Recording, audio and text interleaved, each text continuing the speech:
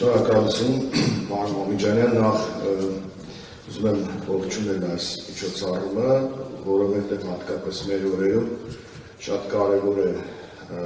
մի փաստի մասին շարունակական հիշեցումները, քննարկումները տարբեր ֆորմատներով գիտական, քաղաքական, գիտահարամատչելի, որովհետև դա վերաբերում է անժամանցելի մի խնդրին, ինչպիսին է ցեղասպանություն երևույթը, որը մարդկության ամենամեծ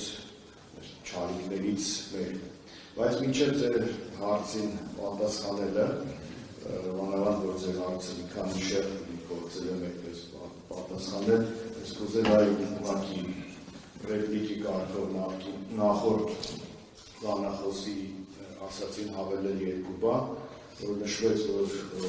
1919 թվականին Մալթայում աղսորված երիտուրք վերնախավին ցեղասպանության հանցագործներին առանց ոչ մի բանի ազատ են արձակել, իրական առանց ոչ մի բանի չէ, նրանց փոխանակել են մեկ բրիտանացի սպայի հետ եւ հնչել է բրիտանական ցինիկ հերթական հայտարարությունը, որ մեկ բրիտանական սպան հավասարազորել մի ամբողջ նավ թուրք պաշտոնյաների, այնպես որ դա այսպես ռեալ պոլիտիկի բրիտանական ինտերպրետացիաներից եւ երկրորդը Թուրքիան երբ միացել է ՄԱԿ-ի կոնվենցիային, այդ ժամանակ 51 թվականին արդեն Թուրքիան քայլեր արել դեպի ՆԱՏՕ եւ շուտով դառնալ ՆԱՏՕ-ի անդամ, մինչ այդ արդեն արևմուտքի դաշնակիցներ, իսկ մինչ այդտեղ 45 թվականին կեղծ պատերազմ հայտարարելով նացիստական Գերմանիային, ուղղակի թղթի վրա պատերազմ, նա դարձել էր ՄԱԿ-ի հիմնադիր անդամներից մեկը, ուստի ինչ-որ կաշկանդվածություն ուներ ենթադրում է միանալու այդ կոնվենցիային, բայց նաև ուզում եմ շեշտել, որ այդ ժամանակ 50-ականներին Թուրքիայի նախագահը երիտուրքական կուսակցության անդամ էր եւ ամբողջ պետական վերնախավի մի մեծ մաս նախկին երիտուրքական կուսակցության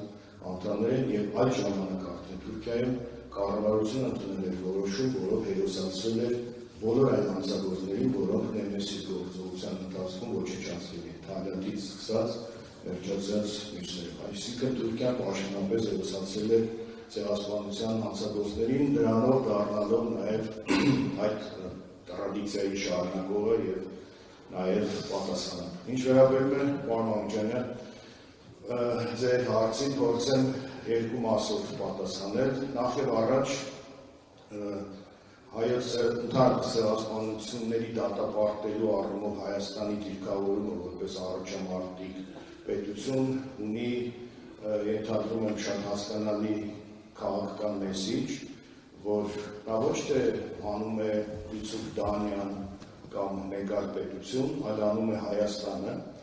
եւ արդեն իսկ Հայաստանի ներկայացվածությունը այդտեղ քաղաքակիրթ հանրությանը ստիպում է հիշել հայոց ցեղասպանության մասին։ Այսինքն Հայաստանի քայլը դառնալ ցեղասպանությունները դատապարտող առաջամարտիկ պետություն, դա նաև քայլ էր անուղղակի ենթատեքստով հիշեցնել հայոց ցեղասպանության անժամանցելի երևույթի մասին։ Երկրորդ հանգամանքը, որ այդ նույն ժամանակ տեղի էին ունենում Հայաստան-Թուրքիա այսպես շփումներ, հարաբերությունների որոշակի ընթացք եւ Հայաստանի կողմից ցեղասպանությունները դատապարտելու մասին այդ նախաձեռնությունը ի ցույց էր դնում, որ պատմությունը, պատմական անհերքելի փաստերը եւ քաղաքականությունը իրար հետ կապ չունեն, որովհետեւ Հայաստանը կարող է Թուրքիայի հետ հարաբերություններ հաստատել կամ դրան պատրաստականություն հայտնել, բայց երբեք ու երբեք մինչև 2018 թվականը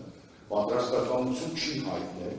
մոռանալ իր իսկ անցյալը, հերքել իր իսկ ողբերգությունը, հանուն սահմանը դիցուկ երրորդ երկրների քաղաքացիների համար բացելու կամ նմանատիպ այլ աշխարհացույց ձեռքբերումների համար։ Սա խոսում էր մի քաղաքականության մասին, որը կոչվում է արժանապատիվ քաղաքականություն։ Եվ նաև սա փաստ է նրա, որ Հայաստանի այն հայտնի սկզբունքը, որ պատրաստ է Թուրքիայի հետ հարաբերություններ հաստատել առանց որևէ նախապայմանների, դա իրոք այդպես էր,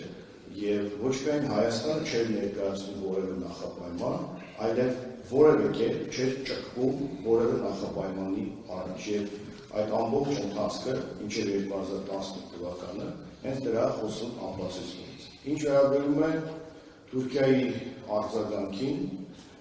տվյալ ժամանակաշրջանում, այդ արձագանքը կարծում եմ որոշակիորեն այսպես իր մեջ լարվածություն նյարդ էր պարունակում, որովհետև այնուամենայնիվ արված էր շատ հետաքրքիր դիվանագիտական մի քայլ, որը այս կամ այն կերպ Թուրքիային